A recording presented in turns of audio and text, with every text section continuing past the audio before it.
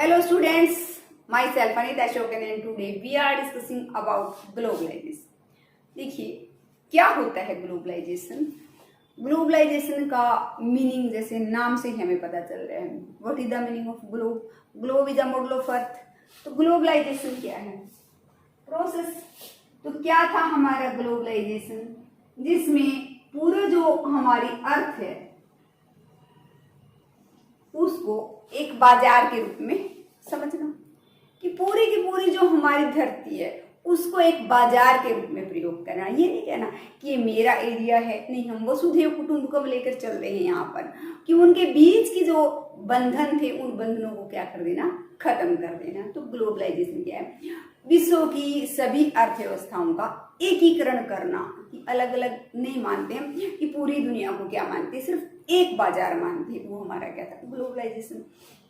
हम पहले जो एलपीजी का लास्ट अक्षर जी मीनिंग ग्लोबलाइजेशन कर रहे हैं, पहले एल और पी ये दो अर्थ हम कर चुके हैं कि 24 जुलाई 1991 से जो न्यू इकोनॉमिक पॉलिसी अपनाई थी उसमें एलपीजी नीतियों को पर बल दिया था। एलपीजी नीतियों में से एक नीति हमारी ग्लोबलाइजेशन है। तो ग्लोबलाइजेशन का मतलब हमारा है कि दुनिया की सभी अर्थव्यवस्थाओं का एकीकरण, अलग थलग किसी को हम नहीं समझते, उसको एक यूनिट समझते हैं। पूरे वर्ल्ड को हम क्या मानते हैं, पूरी धरती को एक बाजार के रूप में प्रयोग करते हैं। तो ये है हमारा ग्लोबलाइजेशन। तो देखिएगा ग्लोबलाइजेशन में हमने कहा कि रास्ते में आने वाले जितनी भी रुकावटें थी उनको हमने क्या कर दिया, खत्म कर दिया, कि अब आना जाना क्या हो गया, बिल्कुल आसान से। तो किसका आना जाना हुआ? गुड एंड सर्विसेज, कि वस्तु और सेवाओं का आयात और निर्यात बेरोक टोक उनका आवागमन होने लगा। हमारे से किसी दूसरे देश में जा रही है, दूसरे देश से हम हमारे देश में आ रही है, तो वस्तु और सेवाओं दोनों का। उसके साथ साथ फिर हमारे कैपिटल्स का जो पूंजी है उसका आवागमन हो रहा है। उसके बाद हमारी लैंग्वेज है, वो है हमारी। उसके बाद हमारी ब्रेन है, जिस बात हम ब्रेन की जब बात आती तो हमारे वर्कर वहाँ पर काम करने गए हैं, विदेशी हमारे देश में काम करने के लिए आए। तो ब्रेन का मतलब ब्रेन ड्रेन है, कि माइंड हमारा बाहर जाता है, बाहर का माइंड हमारे देश में आता है।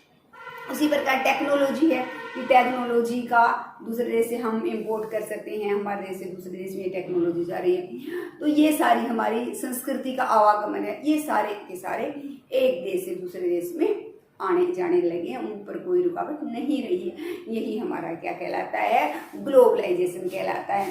मुख्य रूप से इसमें हमारा ग्लोबलाइजेशन में क्या आता है, गुड्स हैं एंड सर्विसेज, और दूसरा इन्वेस्टमेंट।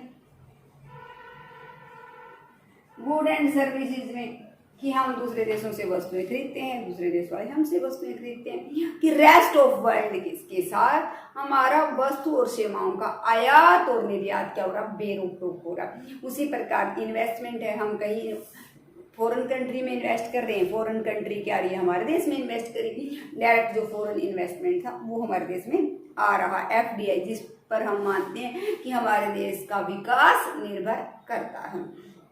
तो ये सब कुछ हुआ हमारा। तो मीनिंग क्या है, ग्लोबलाइजेशन में be defined as a process associated with increasing opens growing economic interdependence and deepening economic integration in the world economy, कि पूरी वर्ल्ड इकोनॉमी के साथ एक अर्थव्यवस्था का इंटीग्रेशन, एकीकरण, कि दुनिया की अर्थव्यवस्थाओं का एकीकरण ही क्या कहलाता, हमारा ग्लोबलाइजेशन कहलाता। देखो ग्लोबलाइजेशन के क्या कारण क्या हुआ हमारे देश में, हम अपनी कॉस्ट को क्या करने लगे, घटाने में कामयाब हो गए। हमारी वस्तुएं में कंपटीशन लेवल बढ़ गया, तो किसी भी देश की वस्तु कहीं भी आ जाती है। ठीक है, इसके पॉजिटिव और नेगेटिव इफेक्ट तो दोनों ही के होते हैं, लेकिन उसके पॉजिटिव इफेक्ट क्या रहे हम पर, कि कॉस्ट कम होगी। मल्टीनेशनल कॉरपोरेशन जो है वो हमारे देश में धड़ाधड़ आ गए। मल्टीनेशनल कॉरपोरेशन क्या होते हैं, जो एक से अधिक देशों में जिसकी शाखाएं होती है, तो वो क्या करती हैं, 50 से 60% अपनी कॉस्ट को घटाने में कामयाब हो जाती हैं। तो इसमें 50 से 60% कैसे वो अपनी कॉस्ट को घटा लेती हैं, वो क्या करती हैं, एक सामान को किसी एक जगह से खरीदती है, असेंबल किसी दूसरी जगह पर करती हैं, और उसको बेचने का काम किसी तीसरी जगह पर करती हैं। और एग्जाम्पल, हमने चाइना से कोई पार्ट खरीदे हैं, चाइना से वो पार्ट खरीद करके वो क्या करती है, असेंबल उसको इंडिया में करवाने का काम करती है और बेचती है उसको जापान में है। तो यहाँ से वो क्या करती है, कम से कम कॉस्ट पर काम करवाती है। जिस प्रकार से भारत का आईटी सेंटर है, उसमें सबसे ज्यादा कॉल सेंटर क्या हम भारत में हैं। क्यों लगे भारत में? क्योंकि हमें क्या हो रहा है, ग्लोबलाइजेशन के कारण हमने कहा कि माइंड ब्रेन ड्रेन होता है, सर में कहाँ कहीं भी बेरोक टोक आ जा सकता है, कोई सीमा नहीं है। तो उसके कारण उनको पता है कि भारत में लेबर क्या है, सस्ता है, तो सारे के सारे कॉल सेंटर जो है भारत का बहुत ही एडवांस्ड है, सारे के सारे कॉल सेंटर भारत में स्थित हैं, क्योंकि यहाँ पर श्रमिक जो है वो चीपर रेट पर अवेलेबल है। इसी प्रकार से वैसे यहाँ हमारे भी इससे क्या हुआ, फायदा हुआ कि कॉस्ट मल्टीनेशनल कॉरपोरेशन कम कॉस्ट पर करवा रही है, क्वालिटी भी इम्प्रूव होगी, क्योंकि सभी को लगता है कि मैं बाजार को हथिया लूँ, मुझे ज़्यादा से ज़्यादा अपनी सेल को करना है। तो इसके कारण क्या होगी, क्वालिटी को इम्प्रूव हुआ, क्वालिटी को उन्होंने इम्प्रूव किया।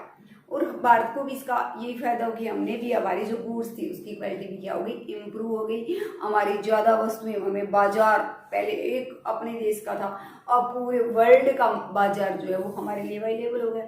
वहाँ से भी हम वस्तुओं का निर्यात कर सकते, आयात कर सकते। जो टेक्नोलॉजी हमारे पास नहीं है उसका हम आयात कर सकते हैं, निर्यात कर सकते हैं। उसी प्रकार से हम पर दोनों ही प्रकार के इफेक्ट हुए, इसके सोशल इफेक्ट हुए हमारे ऊपर इसका, और इकोनॉमिक इफेक्ट हुए।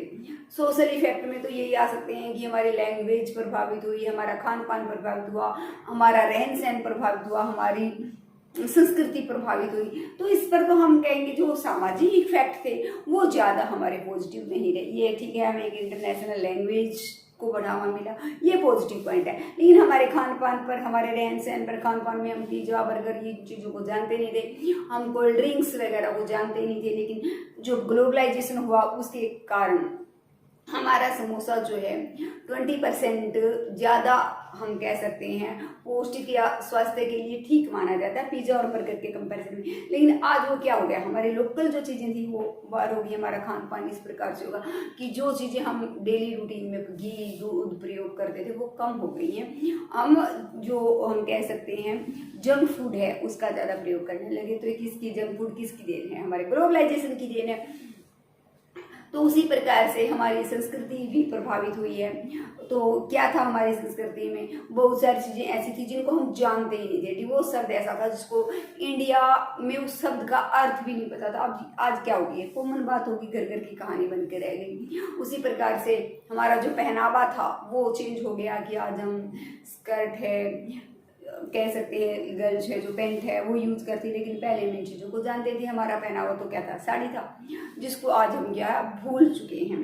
तो इस प्रकार से हम कह सकते हैं कि इसका हमारे ऊपर काफ़ी पॉजिटिव और नेगेटिव दोनों प्रकार के इम्पैक्ट पड़े हैं। तो यहाँ से मतलब इकोनॉमिक इफेक्ट में हम लेंगे कि इसका हमारे ऊपर इकोनॉमिकली, यदि इससे हमारा ट्रेड पर, बैलेंस ऑफ पेमेंट पर फेवरेबल इफेक्ट हुआ है तो इसके हमारे ऊपर पॉजिटिव इफेक्ट पड़े। यदि इसका हमारे ऊपर अनफेवरेबल इफेक्ट हुआ है तो ये हमारे लिए क्या है, नेगेटिव इफेक्ट वाला रहा है। इसके साथ साथ इसका पॉलिटिकल इफेक्ट भी रहा है। पॉलिटिकल इफेक्ट में हम क्या लेते हैं कि ग्लोबलाइजेशन के कारण हमने जो पॉलिसीज बनाई वो किसके लिए बनाई, लॉन्ग टर्म के लिए। लॉन्ग टर्म का मतलब कि आने वाले, जिस तरह हमने 5 वर्षीय योजना बनाई थी वो 5 साल के लिए बनाई थी। तो ये पॉलिसी भी हमने क्या बनाई, ट्रेड के लिए जो पॉलिसी बनाई वो भी हमने लॉन्ग टर्म के लिए, आने वाले 5 ईयर्स के लिए बनाई। तो इससे हमारी राजनीति है वो भी क्या हुई, प्रभावित हुई। तो तीनों प्रकार के जो है इफेक्ट हम पर इसके पड़े। इफेक्ट क्या पड़े, श्रमिकों का शोषण हुआ, किस प्रकार से हुआ, ये सारी बातें हम एलपीजी नीतियां जब लेते हैं, एलपीजी इकट्ठी, क्योंकि एलपीजी में तो ये एक न्यू इकोनॉमिक पॉलिसी थी। और किसकी देन थी ये, इसके जो प्रेरक थे वो हमारे क्या थे, वित्त मंत्री मनमोहन सिंह थे। क्यों शुरू की उन्होंने, इसका कारण हमें पता है कि विदेशी मुद्रा के भंडार हमारे पास क्या हो चुके थे, समाप्त हो चुके थे। 14 दिन का आयात करने के लिए भी हमारे पास फॉरेन करेंसी नहीं थी। और उस समय जो प्रधानमंत्री थे वो थे नरसिम्हा राव। तो इस प्रकार से इसके हम पर पॉजिटिव और नेगेटिव इफेक्ट पड़े।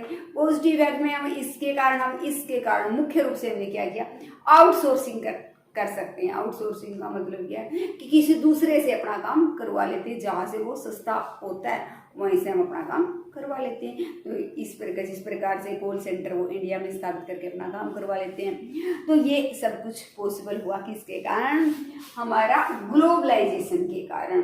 अब इसके नेगेटिव और पॉजिटिव इफेक्ट एलपीजी में हम डिटेल से करेंगे कि क्या इसके नेगेटिव, क्योंकि एलपीजी में तो तीनों के पॉजिटिव और नेगेटिव इफेक्ट हमें लेना, इकट्ठा लेना, वहाँ हम इसके पॉजिटिव और नेगेटिव इफेक्ट करेंगे। अब यहाँ हम कर रहे हैं कि इसको ग्लोबलाइजेशन के लिए क्या कदम उठाए गए, measures adopted for globalisation. Increase in equity limit of foreign currency या फॉरेन इन्वेस्टमेंट, कि फॉरेन इन्वेस्टमेंट की जो इक्विटी लिमिट थी उसको क्या कर दिया गया? इंक्रीज कर दिया। वैसे तो इक्विटी को हम क्या कह सकते हैं? ओनरशिप भी कह सकते हैं, मालिक भी कह सकते हैं।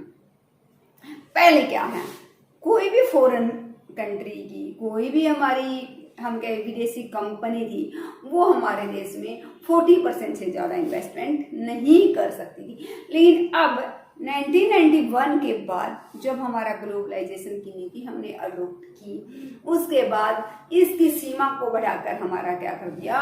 50 to 100%। तो 51 to 100% की 40% थी उसकी सीमा 51% से लेकर 100% तक कर दी। कुछ जो हमारे कह सकते हैं उच्च प्राथमिकता वाले उद्योग थे, उनमें तो 100% निवेश बेरोक टोकाने की अनुमति दे दी।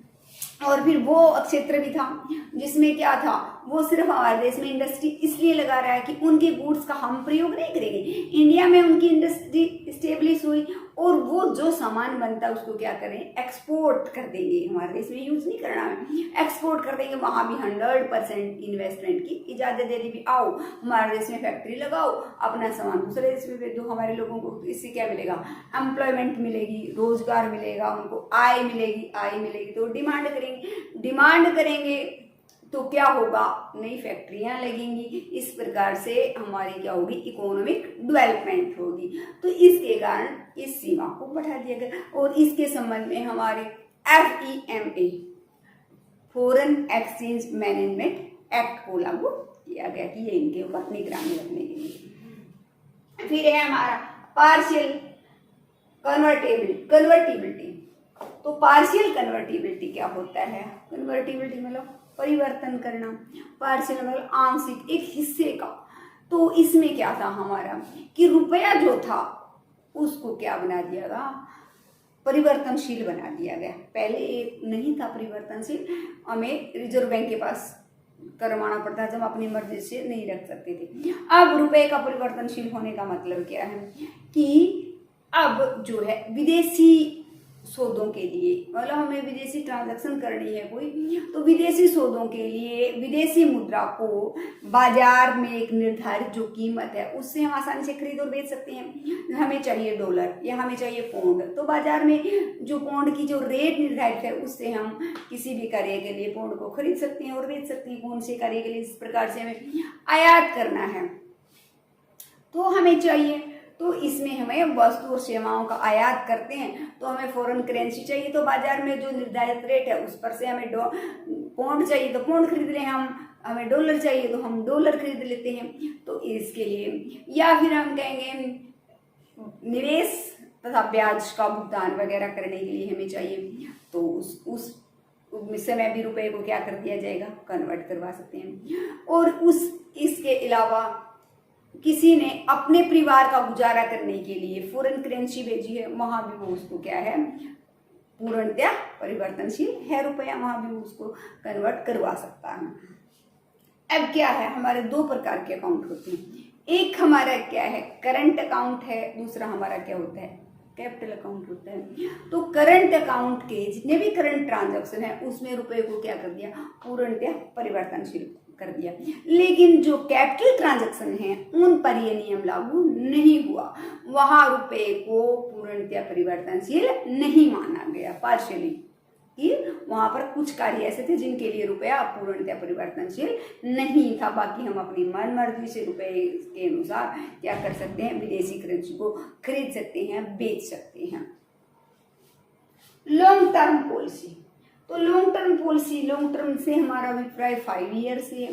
इसमें ग्लोबलाइजेशन के कारण आयात और निर्यात से संबंधी हमारी जो नीतियां बनी हम वो किसके लिए बनी, 5 ईयर्स के लिए बनाई गई। तो 5 ईयर्स के लिए बनाई गई लंबी लंबी पॉलिसी हमने बनाई कि हम आपके साथ आयात करेंगे, निर्यात करेंगे। तो इससे आपस में क्या हुआ, कंपटीशन लेवल बढ़ गया। कंपटीशन लेवल बढ़ने के कारण हमारी कॉस्ट क्या होगी, कम हो गई। तो इसमें लंबी नीतियां बनाई। तो क्या किया हमने उन लंबी नीतियों में, 5 ईयर के लिए बनाई भाई। इस समय के लिए कोई भी व्यक्ति कोई सी वस्तु या टेक्नोलॉजी का आयात करना चाहता है, उनको छूट दे दी गई कि जो इंडस्ट्री है ये जिनको जरूरत है किसी मशीन के आयात की, वो आयात कर सकती हैं उस मशीन का। किसी कच्चे माल के आयात की जरूरत है, उनको छूट दे दी कि तुम इसको दूसरे देशों से बेरोक टोक मंगवा सकते हो। जो उन पर जो रिस्ट्रिक्शन थी उनको क्या कर दिया गया, हटा दिया गया, खत्म कर दिया गया। सरकार की जो एजेंसियां थी जो विदेशों से वस्तुओं और सेवाएं मंगवाने का कार्य करती थी, उन वस्तुओं की संख्या क्या करती, कम करती थी। प्राइवेट व्यक्ति जिनको ये लगता है कि इस मशीन की जरूरत है वो अपने आप बेरोक टोक मंगवाते हैं। सरकार बीच में कोई हस्तक्षेप नहीं करेगी। तो 2 प्रकार की हस्तक्षेप होती थी, एक टैरिफ था, एक नॉन टैरिफ था। तो दोनों को ही, टैरिफ को भी कम कर दिया गया और जो राजनीतिक प्रभाव थे हमारे उनको भी, जो बंदिशें लगा रहे थे ये नहीं कर सकते वो, उनको भी क्या कर दिया गया, खत्म कर दिया गया, हटा दिया गया। तो ये था हमारा रिडक्शन इन टैरिफ। टैरिफ क्या होता है, आयात और निर्यात पर जो टैक्स लगाते हैं हम उसको हम क्या कहते हैं, टैरिफ। रिडक्शन का मतलब कम कर दिया गया, रिड्यूस कर दिया गया कि आयात और निर्यात पर लगने वाले कर को क्या कर दिया गया, घटा दिया गया, ताकि बेरोक वस्तुएं हमारे देश से दूसरे देश में आ सके, दूसरे देश की हमारे देश में आ सके। और ऐसा हो भी रहा है कि बेरोक टोक वस्तुएं आ रही हैं, तो इसके कारण ऐसा हो। एक है हमारा वर्ल्ड ट्रेड ऑर्गेनाइजेशन। क्या है ये, एक संस्था है, इंटरनेशनल इंस्टीट्यूट है ये हमारा, अंतरराष्ट्रीय संस्था है जो विदेशी व्यापार के लिए नियम और विनियमों का क्या करती है, निर्माण करती है कि ट्रेड कैसे हो हमारे इंटरनेशनल लेवल पर, या विभिन्न कंट्रियों के बीच ट्रेड कैसे हो उसके नियम बनाने का काम कौन करता है, हमारा WTO, वर्ल्ड ट्रेड ऑर्गेनाइजेशन। देखिएगा इसकी स्थापना क्या हुई, 1 जनवरी 1995 को इसकी स्थापना हुई। कहाँ पर हुई, ये हमारा जनेवा जो स्विट्जरलैंड है उसमें इसकी स्थापना, इसका मुख्य कार्यालय। तो इसका कार्य यही है कि विभिन्न देशों के व्यापार की शर्तें क्या करना है, इजी से इजी करना है, ताकि वो इजीली क्या कर सके, आपस में ट्रेड कर सके। जो टैरिफ है, नॉन टैरिफ रिस्ट्रिक्शन जो लगाई हुई है विभिन्न देशों के आयात और निर्यात पर, उनको क्या कर देना है, हटा देना है। तो भारत भी क्या है, इसका एक सक्रिय सदस्य है WTO का। तो इम्पैक्ट क्या पड़े हमारे, तो वो अंतर्राष्ट्रीय संस्था जो अंतर्राष्ट्रीय व्यापार को बढ़ावा देने के लिए नियम और विनियमों का निर्माण करती है, व्यापार की शर्तों को इजी बनाने का कार्य करती है, उस संस्था को हम क्या कहते हैं, अंतर्राष्ट्रीय, सिर्फ वर्ल्ड ट्रेड ऑर्गेनाइजेशन, अंतर्राष्ट्रीय व्यापार संगठन। अब इसके क्या इम्पैक्ट हुए, इम्पैक्ट में तो हम इम्पैक्ट ऑन इंडियन इकोनॉमी, दोनों ही इम्पैक्ट होते हैं, पॉजिटिव भी होते हैं, नेगेटिव भी होते हैं। तो एक्सपोर्ट अपॉर्चुनिटी, तो इसके कारण हमारे जो हमारा है एक्सपोर्ट अपॉर्चुनिटी हमारे लिए क्या होगी, ज़्यादा होगी। पहले तो हमारे कुछ ही कंट्री में हम वस्तु भेज सकते थे, अब वो दायरा क्या हो गया, बढ़ गया कि हमारे ज़्यादा इन्वेस्ट करने लगे, तो इंटरनेशनल ट्रेड में हमारा ज़्यादा एक्सपोर्ट होने लगा। तो जो इंटरनेशनल ट्रेड था उसमें हमारे एक्सपोर्ट बढ़ गई। तो ये था हमारा। फिर है हमारा increase in agricultural product demand. क्या था, कुछ एडवांस कंट्री थी वो एग्रीकल्चर प्रोडक्ट पर क्या दे रही थी, सब्सिडी दे रही थी, वो सब्सिडी खत्म कर दी गई। तो इसके कारण इंटरनेट हमारा क्या हुआ, हमारी जो कृषि पदार्थों की मांग थी वो क्या होगी, इंक्रीज होगी, हमारी गुड्स की मांग इंक्रीज होगी। जो पहले फॉरेन कंट्री की वस्तुओं की थी उनके स्थान पर अब हमारी वस्तुओं की मांग होगी क्योंकि उनकी सब्सिडी खत्म होगी अब। फिर है हमारा इंक्रीज इन सर्विस सेक्टर, कि हमारा जो सर्विस सेक्टर था वो भी क्या है, बिल्कुल फैल गया। आईटी सेक्टर हमारा बहुत ही ज़्यादा फैला हुआ है, बेरोक टोक वस्तु और सेवाओं का आयात हो गया। तो सेवाएं तो हमारे देश में सस्ताले पर था, हमने पहले भी कहा है कि हमारे देश में सारे के सारे कॉल सेंटर स्थापित हो गए। तो आईटी सेक्टर्स ने वर्ल्ड ट्रेड ऑर्गेनाइजेशन के कारण क्या किया, काफ़ी उसका फैला हुआ, काफ़ी उसकी हमने कह सकते हैं उन्नति हुई है। फिर है हमारा कॉटन इंडस्ट्री। देखिएगा, भारत की कॉटन इंडस्ट्री का भी इसके कारण काफी विस्तार हुआ है कि भारत की कपड़े की मांग अब पूरे इंटरनेशनल लेवल पर इस तरह की होगी कि उस पर जो बंधन थे पहले कि रोक बेरोक टोकी हो गए, वो तो कि जो आयात और निर्यात पर जो बंधन लगाए हुए थे, जो टैरिफ लगाए हुए थे, वो टैरिफ हट गया और भारतीय कपड़ा दूसरे देश की पूरी दुनिया की मार्केट में फैल गया। तो इसके कारण भी भारतीय कपड़े की मांग विदेशों में बढ़ गई। तो कॉटन इंडस्ट्री का क्या हुआ, विस्तार हुआ। टेक्नोलॉजी कि काम करने का तरीका को हम क्या कहते हैं, टेक्नोलॉजी कहते हैं। हमारे पास क्या था, बहुत पिछड़ी हुई टेक्नोलॉजी थी और हमें आयात करने की छूट थी नहीं कि बेरोक टोक हम आयात कर सकें, बंधन थे। अब क्या हो गया, इसके कारण हम विश्व व्यापार संगठन के कारण बेरोक टोक वस्तुओं और सेवाओं का आयात करने हमें मंजूरी मिलेगी। तो टेक्नोलॉजी का भी हम क्या करें, बेरोक टोक आयात करने लगे। तो नई से नई टेक्नोलॉजी के कारण हम क्या करने लगे, वस्तुएं प्रोड्यूस करने लगे। वस्तुएं नई टेक्नोलॉजी के अकॉर्डिंग प्रोड्यूस हुई तो हमारी कॉस्ट क्या होगी, डिक्रीज हो गई।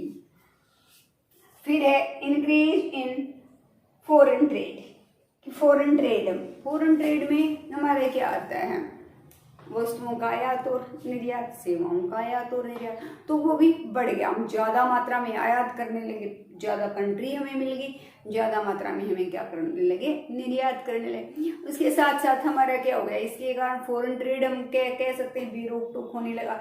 तो कुछ नेगेटिव इम्पैक्ट भी हम पर पड़े। तो हमने वही कहा कि हमारे लोकल जो प्रोडक्ट थे, साड़ी समोसा वगैरह, वो मार्केट से बाहर हो गई। उनको हम जो जंक फूड हमारे मार्केट भर गया। उसी प्रकार से हमारी कुछ इंडस्ट्री ऐसी थी जो बिल्कुल ख़त्म ही हो गई। जैसे हमारा टॉयज उद्योग था, अब तो हमारा क्या है, जो क्या करता है कम से कम कॉस्ट पर कोई वस्तु प्रोड्यूस कर लेता है, उसी क्या बिकती है, क्योंकि मार्केट में बेरोक टोक आना जाना है वस्तुओं और सेवाओं का। तो चाइना क्या है, बहुत ही कम कीमत पर टॉयज मार्केट में उतार देता है। तो हमारे इंडिया की सारी मार्केट जो टॉयज मार्केट है वो किससे, चाइना टॉयज से भरी पड़ी है, क्योंकि हम उनका कंपटीशन में पिछड़ गए, बाहर हो गए। क्यों, क्योंकि वो हम एक टॉयज 50 रुपये का प्रोड्यूस करते हैं, वो 10 रुपये का प्रोड्यूस करते हैं। इतना लंबा गैप हो जाता है, 40 रुपये का डिफरेंस हो जाता है कि हम उसको कंपटीशन में उसको मात दे ही नहीं पाए, हम खुद ही क्या हो गए, बाहर हो गए। उसी प्रकार से हमारी स्मॉल स्केल इंडस्ट्री हैं, तो वो तो क्या करती थी, हमारी जो पुरानी तकनीक थी उसके अकॉर्डिंग प्रोडक्शन करती थी। प्रोडक्शन की कॉस्ट ज़्यादा आती थी, क्योंकि अभी तो हमने उनको क्या किया था, प्रोटेक्शन दी हुई थी, उनको सुरक्षा कवच दिया हुआ था, टैरिफ लगा लगा के रोका हुआ था, तो वो मार्केट में एग्जिस्ट थी। लेकिन जैसे ही कंपटीशन लेवल बढ़ा, फॉरेन से गुड्स आनी स्टार्ट हो गई, तो ये टैरिफ हमें हटाना पड़ा। तो जो उसके कारण क्या हुआ, जो हमारी स्मॉल स्केल इंडस्ट्री थी वो भी क्या हो गई, मार्केट से बाहर हो गई। तो इस प्रकार हम कह सकते हैं कि वर्ल्ड ट्रेड ऑर्गेनाइजेशन है, ठीक है, हमारी क्वालिटी इम्प्रूव हो गई, वस्तुएं भी ज़्यादा मात्रा में प्रोड्यूस होने लगी, जो कंज्यूमर था उसका स्टैंडर्ड इंक्रीज हो गया, अब आना जाना हमारे लिए आसान हो गया, बहुत सारी चीज़ें हुई। लेकिन इसी प्रकार से क्या रही, कुछ नेगेटिव इफेक्ट भी रहे हैं। तो students, like share and subscribe my channel.